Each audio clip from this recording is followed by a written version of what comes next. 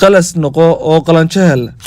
xafiiska qalas noqo qalanjana hel waa xafiis ku suntan halganka jamaahiirta SSC xafiiskaas oo doonaya inuu mideeyo harti meel walba ay joogaan. Daawadayaal waxaan warbixinteenan maanta ku eegi doonaa xafiis cajiib oo laga furay magaalada Laascaanood ee xarunta gobolka Sool ayaa laga daafuray xafiis dad badan ka yaabiyay oo su'aalo badan ka dhasheen kaas oo loogu magac daray qalas noqo oo qalanjo hel. xafiiskan ayaa sida la sheegay lagu dhiirigelinayaa dagaalka ka socda magaalada Laascaanood ee xarunta gobolka Sool kaas oo dhalinyarada wiilasha ay ku sugan magaalada Laascaanood ee dagaalka gala ama ka qayb gala loogu guurinayo inaan qalanjo qurxoon.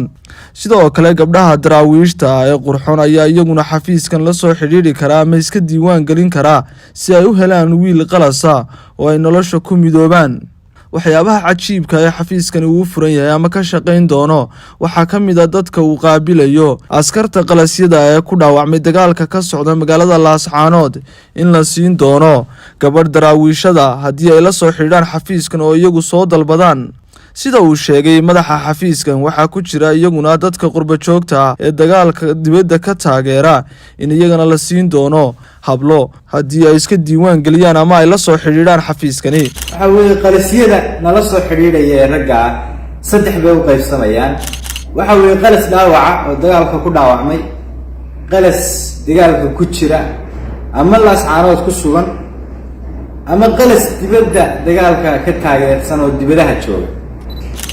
sidoo kale waxaad samaynaysaan anigu haddaan ahay madaxii xafiiska xagga ragga qalasyada waad ila soo xiriiraysaan welina intaad group aad iska dhigtaan oo intiina isku reeraba aad group samaysaan ayaad groupka anigana igu soo daraysaan.